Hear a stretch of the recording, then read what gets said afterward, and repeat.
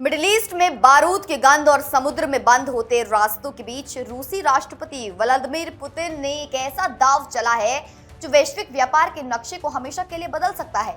आज 2 अप्रैल 2026 है और जिस वक्त दुनिया हॉर्मुज की घेराबंदी से डरी हुई है, पुतिन ने रूस को दुनिया का नया ट्रांजिट हब बनाने का ऑफर देकर भारत जैसे देशों के लिए उम्मीद की एक नई किरण जगा दी है।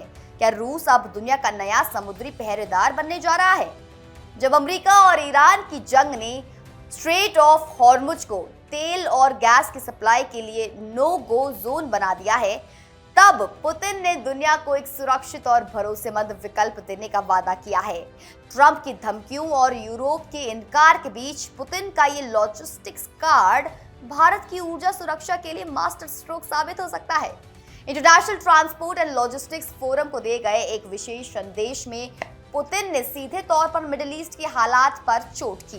उन्होंने कहा कि हॉर्मुज स्ट्रेट से होने वाला परिवहन अब पूरी तरह खतरे में है, जिससे वैश्विक अर्थव्यवस्था चरमरा रही है।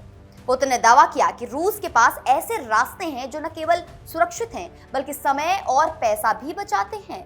रूस अब एक ऐसा नया ढांचा तैयार कर रहा है जो 21वीं सदी की जरूरतों के हिसाब से तकनीकी रूप से उन्नत होगा।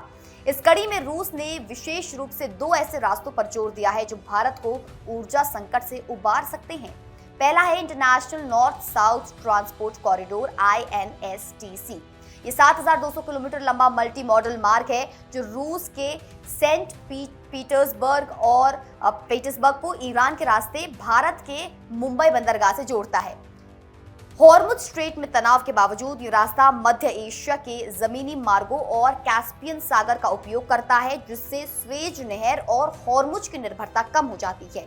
ये मार्ग पारंपरिक समुद्री रास्तों के मुकाबले 40% छोटा और 30% सस्ता है। दूसरा महत्वपूर्ण मार्ग है नॉर्डिक या नदर्न सी रूट NSR।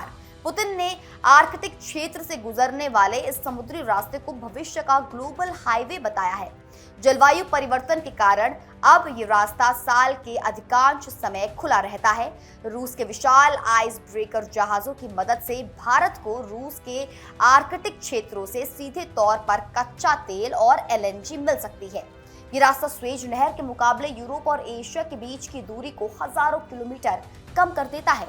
पुतिन का ये प्रस्ताव ऐसे समय में आया है जब कूटनीतिक गलियारों में भारी तनाव है। ईरान ने अमेरिकी इजरायली हमलों के जवाब में हॉर्मुज की नाकेबंदी कर दी है। अमेरिकी राष्ट्रपति डोनाल्ड ट्रंप ने यूरोपीय देशों को चेतावनी दी थी कि वे इस रास्ते को खुलवाने के लिए उनके सैन्य गठबंधन में शामिल हों, लेकिन यूरोप ने इससे साफ इनकार कर दिया है। दूसरी तरफ UAE अकेले ही इस रास्ते को बलपूर्वक खोलने की तैयारी में है।